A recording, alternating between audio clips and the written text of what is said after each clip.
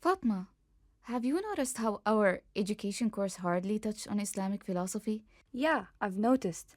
It's strange given how important our values and ethics are in shaping education. I think a lot of people don't realize how much depth Islamic philosophy brings to education. Exactly. For instance, the ultimate goal of education in Islam is to know and worship Allah. Remember the verse, وَمَا خَلَقْتُ الْجِنَّ وَالْإِنسَ إِلَّا لِيَعْبُدُونَ? Yes, that's the foundation. It's about preparing Muslim youths in a balanced way, focusing on both life and the afterlife. Education should develop goodness, piety, fear of Allah, tolerance, brotherhood, love, and more. The curriculum should be based on the Holy Quran and Sunnah, integrating both religious and intellectual knowledge. Islamic education doesn't just deal with one field of knowledge, it encompasses everything.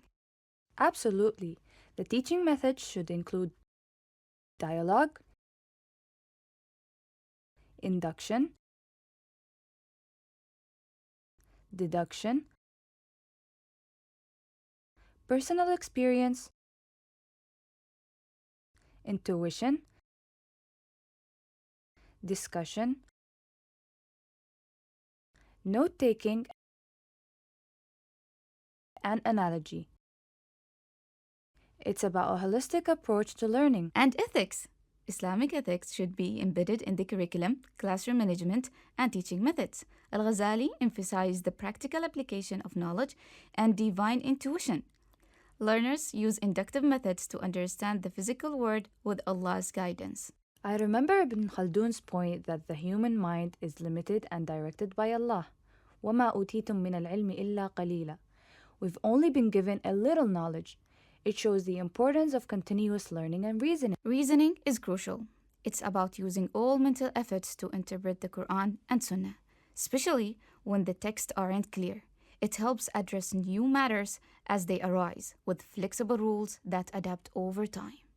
Yes, like using analogy for new issues. For example, treating drugs like alcohol because of their similar effects. Scholars use this method to ensure Islamic principles remain relevant. Speaking of holistic education, the curriculum should also focus on emotional and spiritual intelligence. According to the document by Hassan and other researchers, Islamic education aims to develop a balanced individual, integrating intellectual, emotional, physical, and spiritual dimensions. Another critical aspect is the interconnectedness of all knowledge. As Sayyid Muhammad al-Naqib al-Attas stated, the concept of ad-din, human nature, knowledge, hikmah, equality, and ethics are intertwined and must be integrated into the educational process. And evaluation should reflect this holistic approach.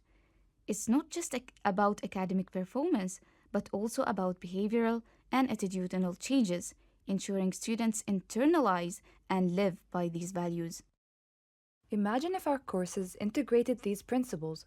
It would be transformative, aligning education with our values and making it more meaningful. We should talk to our professor about this. Maybe we can suggest incorporating more of these Islamic philosophical principles into the curriculum. Definitely. Let's make a plan and see how we can contribute to making our education system more holistic and aligned with our values. Let's draft a proposal highlighting these points and present it to our professor. Great idea! It's time we see a change that reflects our rich educational heritage. Islamic philosophy in education emphasizes a holistic approach, integrating knowledge, ethics, and continuous learning.